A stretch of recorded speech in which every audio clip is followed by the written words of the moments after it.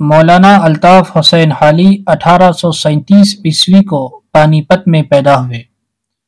9 برس کے تھے کہ والد کا انتقال ہو گیا۔ ان کی پرورش اور تربیت ان کے بڑے بھائی نے پدرانہ شفقت سے کی۔ حالی نے ابتدائی تعلیم پانی پت ہی میں حاصل کی اور قرآن حفظ کیا۔ 17 سال کی عمر میں ان کی شادی کر دی گئی۔ شادی کے بعد ان کو روزگار کی فکر لاحق ہوئی۔ چنانچہ ایک دن جب ان کی اہلیہ نے اپنے میکے گئی ہوئی تھی، وہ کسی کو بتائے بغیر پیدل اور خالی ہاتھ دہلی آ گئے۔ مولانا حالی کو باقاعدہ تعلیم حاصل کرنے کا موقع نہیں ملا۔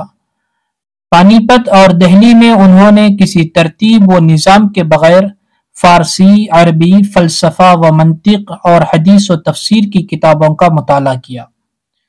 ادب میں انہوں نے جو خاص بصیرت حاصل کی وہ ان کے اپنے شوق، مطالعہ اور محنت کی بدولت تھی۔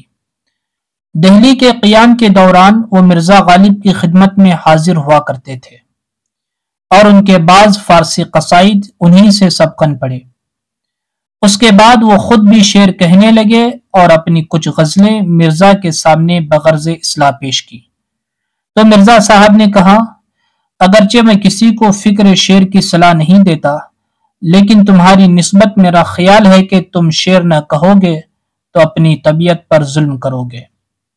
1857 کے ہنگاموں میں مولانا حالی کو دہلی چھوڑ کر پانی پت واپس جانا پڑا اور کئی سال بے روزگاری اور تنگی میں گزارے۔ مولانا الطاف حسین حالی اردو ادب کے پہلے ریفارمر اور بہت بڑے محسن ہیں۔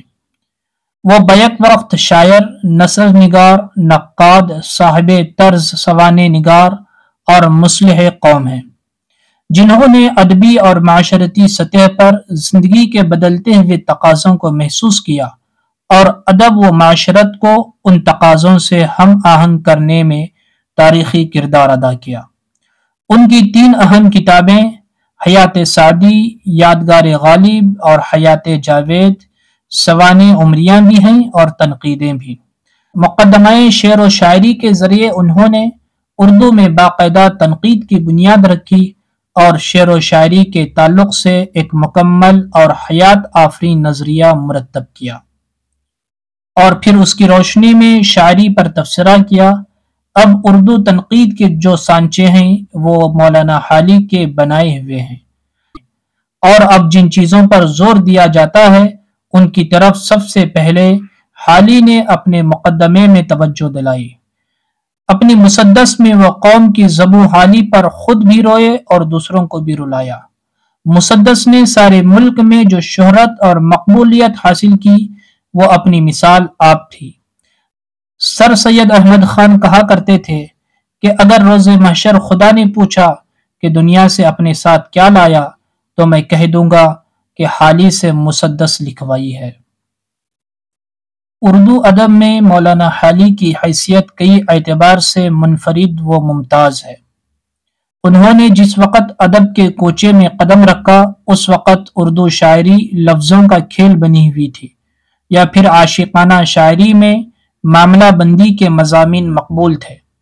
غزل میں آفاقیت اور اجتماعیت کا حوالہ بہت کم تھا اور شاعری ایک نجی مشغلہ بنی ہوئی تھی۔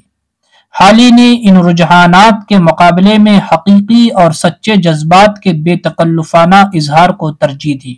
وہ جدید نظم نگاری کے اولین معماروں میں سے ایک تھے۔ انہوں نے غزل کو حقیقت سے ہم آہنگ کیا اور قومی و اجتماعی شاعری کی بنیاد رکھی۔ اسی طرح انہوں نے نثر میں بھی سادگی اور برجستگی داخل کر کے اسے ہر قسم کے علمی اور ادبی اور تحقیقی مضامین ادا کرنے کے قابل بنایا۔ مولانا حالی شرافت اور نیک نفسی کا مجسمہ تھے۔ مزاج میں ضبط و اعتدال، رواداری اور بلند نظری ان کی ایسی خوبیاں تھیں جن کی جھلک ان کے کلام میں بھی نظر آتی ہے۔ اردو ادب کی جو وسیع و عریض، خوبصورت اور دل فریب عمارت آج نظر آتی ہے وہ اس کی بنیاد کے پتھر مولانا حالی نے ہی بچھائے تھے۔